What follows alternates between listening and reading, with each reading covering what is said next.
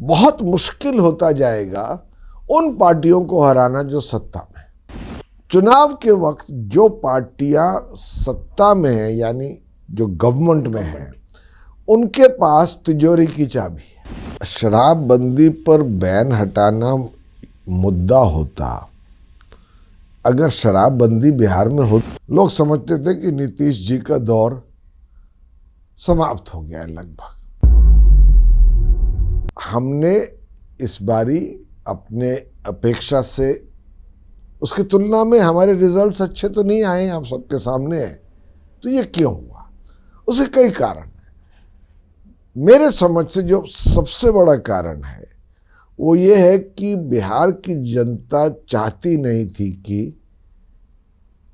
लालू जी और आरजेडी और तेजस्वी का जंगल राज कह लीजिए या उनका शासन या शासन का अभाव वापस आए। तो जो एंटी इनकम्बेंसी थी डबल इंजन सरकार के खिलाफ, नीतीश जी के, बीजेपी के, इन मुद्दों पर जो एंटी इनकम्बेंसी थी, वो इस बार, क्योंकि हम नई पार्टी हैं, इस बार उन्होंने कहा कि भैया कंसोलिडेट करो उन फोर्सेस को जो कि स्थापित हैं और जो आरजेडी को रोक सकती है। और यही हुआ, जो वोट हमारे पास आ सकता था वो कंसोलिडेट हो गया एनडीए में। एक तो ये बहुत बड़ा कारण है।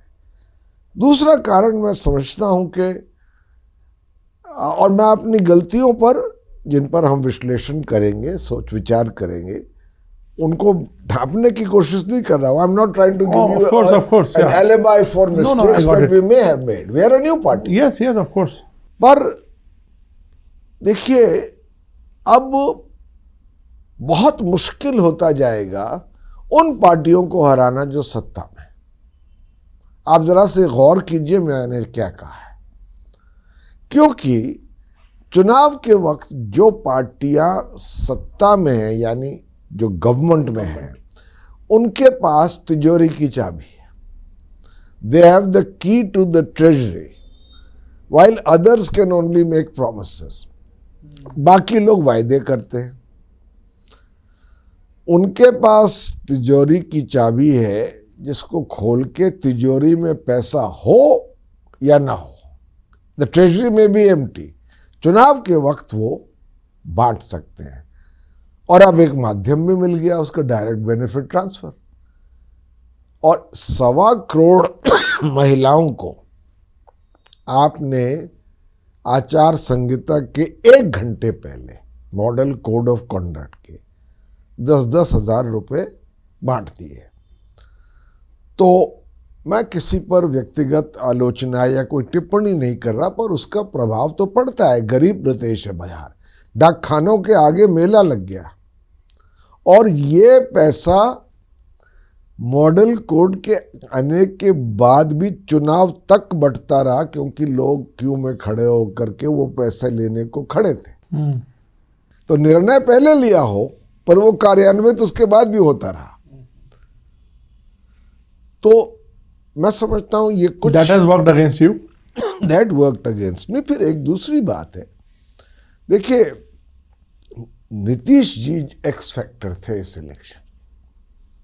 लोग समझते थे कि नीतीश जी का दौर समाप्त हो गया है लगभग। उनके स्वास्थ्य को लेकर के भी कई चर्चाएं होती थी।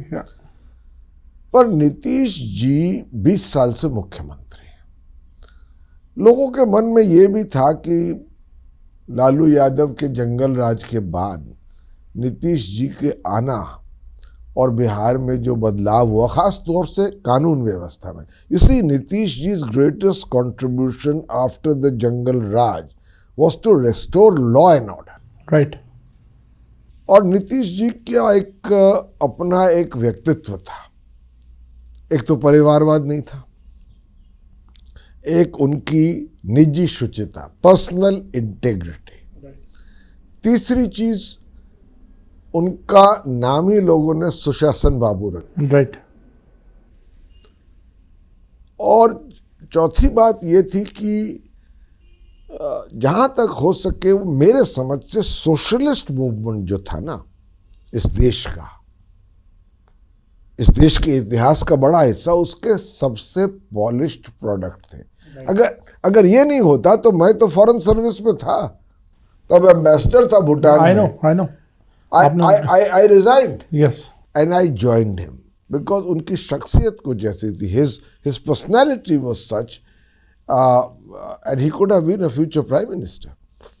So उनके प्रति अभी भी बिहार में, खास तौर से महिलाओं में, आज भी आस्था है।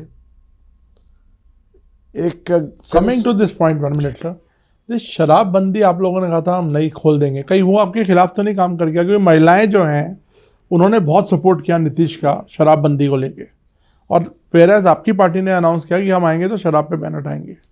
देखिए, शराबबंदी पर बैन हटाना मुद्दा होता अगर शराबबंदी बिहार में होती, one of the factor I am saying, अगर शराबबंदी बिहार में होती, नुक्कड़ नुक्कड़ पर तो शराब बिक रही है, हर घर में होम डिलीवरी हो रही है, वही शराब और महंगी मिल रही है, वही लोग पी भी रहे हैं और ज्यादा पैसा भी दे रहे हैं, तो क्या ये महिला पे इसका असर नहीं होगा? उसको घर चलाना है। तो दैट इज रूल्ड आउट। वो मैं नहीं समझता कि वो एक मुद्दा था।